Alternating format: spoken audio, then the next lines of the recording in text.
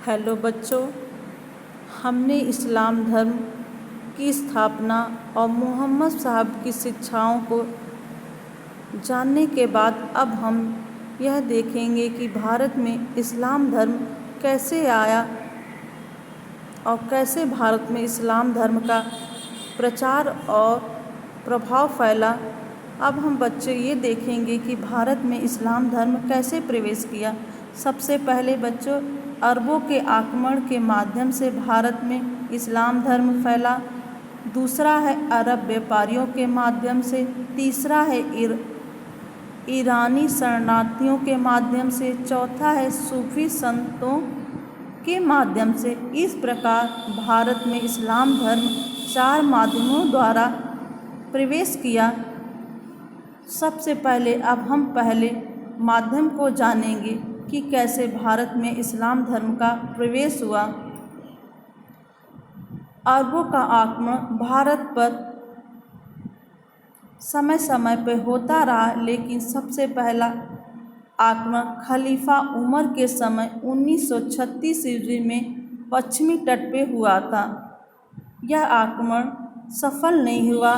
इस आक्रमण से भारतीय लोग सबसे पहले इस्लाम धर्म मानने वालों के संपर्क में आए। इसके बाद समय समय पर भारत पर अरबों का आक्रमण होता रहा।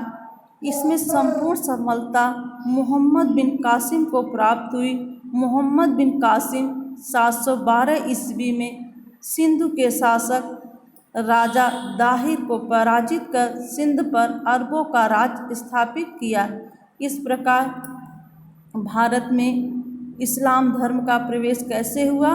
अरब आक्रमणकारियों के माध्यम से भारत में इस्लाम धर्म का प्रवेश हुआ। इन आक्रमणकारियों के माध्यम से भारत ने इनके धर्म और संस्कृति के बारे में जानने का मौका मिला। और दूसरा माध्यम क्या है? कई अरब व्यापारी जो इस्लाम धर्म को मानते थे, भारत के पश्चिमी तट पर व्यापार करने आते थे। वहाँ के बंदरगाहों में वे छोटी छोटी बस्तियाँ बनाकर बसे। राजाओं ने उन्हें बसने में मदद की, उन्हें अपने घर गोदाम बनाने के लिए ज़मीन दी। इन व्यापारियों के प्रभाव से आसपास के लोग इस्लाम धर्म से परिचित हुए। इस प्रकार बच्चों, जब अरब के व्यापारी भारत के पश्चिमी तट पर आकर बसे तो उनके बसने के फलस्वरूप वहाँ के लोगों से, पश्चिमी तट के लोगों से संपर्क स्थापित होने के फलस्वरूप पश्चिमी तट के लोग अरब व्यापारियों के धर्मों से परिचित हुए और उनके धर्म के बारे में जानने को उन्हें मौका मिला। इस प्रकार व्यापारियों के माध्यम से भारत में इस्लाम धर्म का प्रवेश हुआ। और तीसरा कारण क्या है बच्चों? भारत के उत्तरी हिस्सों में इस्लाम धर्म की जानकारी ईरानी शरणार्थियों के द्वारा आई। सन 1990 के लगभग ईरान देश पर तुर्क कबीले हमले कर रहे। इन हमलों से बचने के लिए कई ईरानी लोग भारत आए। उनमें कई लोग कारीगर थे और कई लोग संत थे। कुछ सिपाही भी आए थे जो भारतीय शासकों की सेनाओं में शामिल हो गए। ये ईरानी लोग मुसलमान थे। इनके संपर्क में आके बहुत से लोगों को इस्लाम के बारे में जानकारी मिली। इस प्रकार जब ईरान शहर पे तुर्कों ने आक्रमण किया तो वहाँ के लोग भागकर भारत में शरण लिए। इन्होंने भारत के उत्तरी इलाकों में शरण ली, जिससे उत्तरी हिस्से के लोगों को इस्लाम धर्म के बारे में जानने का मौका मिला। इस प्रकार शरणार्थियों के आने के माध्यम से भारत में इस्लाम धर्म की एंट्री हुई या प्रवेश हुआ। फिर चौथा कारण है 12वीं शताब्दी के अंतिम दशक से भारत में तुर्क लोगों ने अपना राज्य स्थापित किया। इस इस समय तक तुर्क लोग भी इस्लाम धर्म मानने लगे थे। तुर्कों के साथ बड़ी संख्या में ईरानी, अफ़गानी, खुरासानी लोग भी भारत आकर बसे, अर्थात तुर्कों का भारत में आने के फलस्वरूप ही भारत में इस्लाम धर्म का प्रवेश हुआ।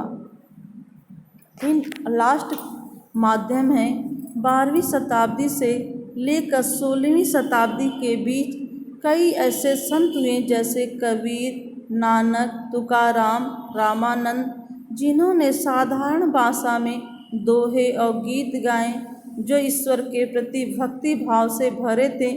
इन्हीं भक्त संतों की तरह कई मुसलमान संत भी थे जो सूफी संत कहलाते थे।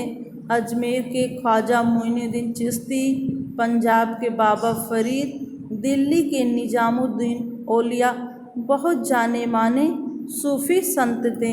इस प्रकार इन सूफी संतों के माध्यम से भी भारत में इस्लाम धर्म का प्रवेश हुआ। ये सूफी संत अपने सुरों के माध्यम से लोगों को इस्लाम धर्म में शिक्षित किया और इस्लाम धर्म के बारे में बताया। इन सूफी संतों के माध्यम से भी भारत के लोग इस्लाम धर्म के बारे में जानने को उत्सुक हुए और इस्लाम धर्म को जाना।